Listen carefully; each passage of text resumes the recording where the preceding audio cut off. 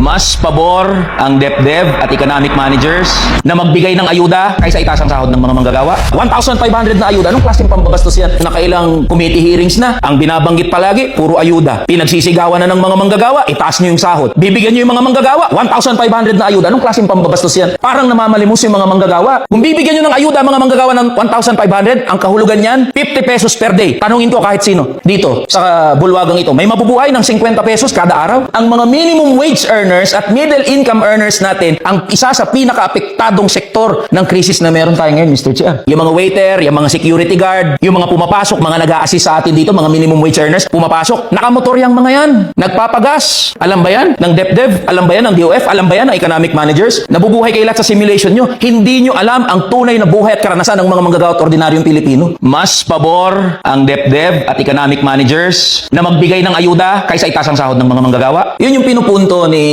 Deputy Speaker Raymond Mendoza na hindi prioridad ng executive at ng administrasyon ang mga manggagawa. Pero yun yung Mr. Chair, nauna pang umuwi, DepDev Secretary. Mga tanong ng mga manggagawa nakapatungkol sa DepDev. Also, Mr. Chair, let it be put on record na nauna ring umuwi. Ngayon lang nagpakita si Secretary Go. Malaking problema to, Mr. Chair. Dahil tayo, handa tayo kahit abutin pa tayo ng madaling araw dito. Okay lang sa amin. Nananawagan niya kami ng TUCP, magkaroon tayo ng emergency session para lang mapag-usapan yung sahod ng mga manggagawa. Tapos anong maabutan natin? Mga sekretary mismo na unang umuwi. Anong mensahe pinaparating yun sa mga manggagawa? Na kahit nasa gitna tayo ng krisis, nasa gitna ng pagdurusa ang mga manggagawa at ordinaryong Pilipino, nasaan ang mga sekretary natin? Anong pronouncement ng gobyerno sa mga wage earners natin? Wala tayong marinig. And this is exactly the platform, Mr. Chair. Pasensyoso ang mga manggagawa. Maintindihin ng mga manggagawa, nag-antay nga kami hanggang ganitong oras para lang makausap yung mga economic managers natin na alam ng labor movement na nangunguna rin na humaharang sa any wage increase. Economic managers ang pumatay sa legislated wage increase 200 pesos. At alam din ng labor movement na economic managers ang nasa likod ng hindi pag-usad ng National Minimum Wage Bill, House Bill number 8081 dito sa House of Representatives. We all know that. Director, magkano po salary grade niyo, Director?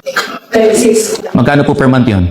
That would be 37. Ayun po ang punto ko, Mr. Chair. Mga opisyal ho natin, kumikita, sumasahod, 200,000-300,000 kada buwan. Kaya hindi nila alam mabuhay gaya ng isang minimum wage earner. Lalong-lalo sa panahon ngayon na may krisis tayo. Ganyan, ka-detached sa realidad ang mga economic managers natin. Maraming salamat po, Mr. Chair.